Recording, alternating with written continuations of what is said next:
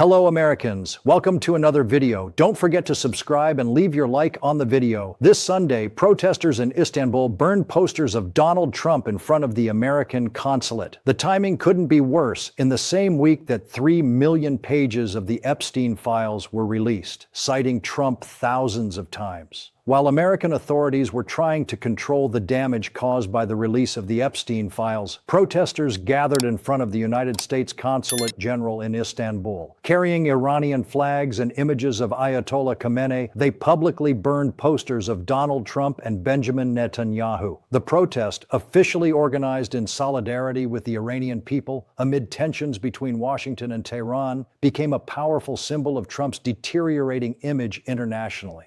This was not an isolated demonstration. The burning of images of Western leaders has become increasingly common in protests throughout the Middle East. But the timing of this specific event is particularly significant. Just 2 days earlier on Friday, the United States Department of Justice released 3.5 million pages of documents related to the Jeffrey Epstein case. Trump appears cited extensively throughout these files. Iranian President Masoud Pezeshkian seized the moment to accuse Trump, Netanyahu, and European leaders of exploiting Iran's economic problems to provoke recent protests against the regime. According to Pezeshkian, they rode on our problems, provoked, and are seeking to fragment society. While this is clearly Iranian regime propaganda, the narrative finds resonance precisely because Trump's own moral standing is compromised. The protesters in Istanbul were not specifically protesting the Epstein files, but the image of Trump being burned carries a symbolism that transcends the immediate protest.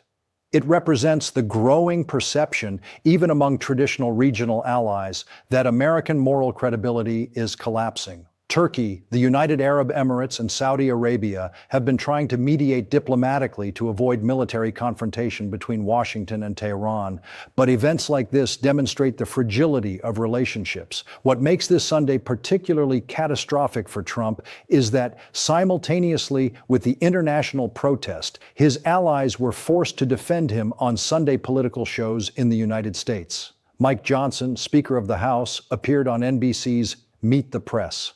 Todd Blanche, Deputy Attorney General and former Trump lawyer, went on CNN.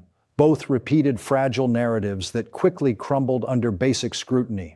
While his image burned in Istanbul, Trump faced an equally devastating domestic public relations crisis. The Epstein files released on Friday revealed disturbing details. Internal Department of Justice emails show that Trump traveled on Epstein's private jet significantly more times than previously reported. A federal prosecutor wrote in January 2020 that flight records showed Trump as a passenger on at least 8 flights between 1993 and 1996, including 4 on which Ghislaine Maxwell was also present. Court documents included in the release report a 1994 incident where a 14-year-old minor was brought to Mar-a-Lago by Epstein. According to the document, Epstein introduced her to Trump saying, "This is a good one, isn't it?" Trump allegedly smiled, agreed, and both laughed while the girl felt uncomfortable without understanding why. Additionally, the files contain an FBI spreadsheet with 16 specific complaints involving Trump, many sent to the National Threat Operations Center shortly before the 2020 election. Mike Johnson on Meet the Press was asked by moderator Kristen Welker if he had any concerns about Trump's relationship with Epstein. Johnson categorically responded that he had no doubts. He repeated the narrative that Trump severed ties with Epstein long ago after expelling him from Mar-a-Lago upon discovering inappropriate behavior. When Welker pointed out that Trump had called the files a Democrat hoax, Johnson stuttered, trying to explain that Trump wasn't saying Epstein's crimes were a hoax, but that Democrats were using it politically against him.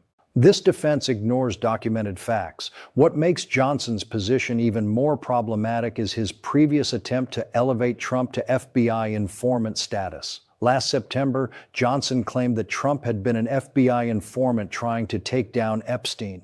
When pressed, he completely backtracked, admitting that he may not have used the correct terminology. This retraction exposes the complete fragility of the narratives constructed to defend the president.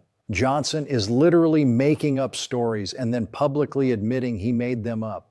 Todd Blanche, Deputy Attorney General, also spent Sunday defending the handling of the files. He appeared on CNN emphasizing that the Department of Justice worked extensively, with more than 500 lawyers reviewing 6 million pages during weekends and holidays. Blanche argued that many complaints were unverified, anonymous, or quickly determined to be not credible by the FBI. He said the department received hundreds of calls about prominent individuals that were quickly determined to be not credible.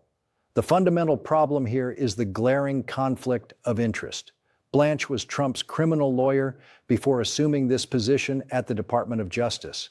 He defended Trump in multiple federal criminal cases. Now, as one of the DOJ's top officials, he's overseeing the release and interpretation of files that mention his former client thousands of times. He's essentially determining which evidence about his former client is credible and which can be dismissed.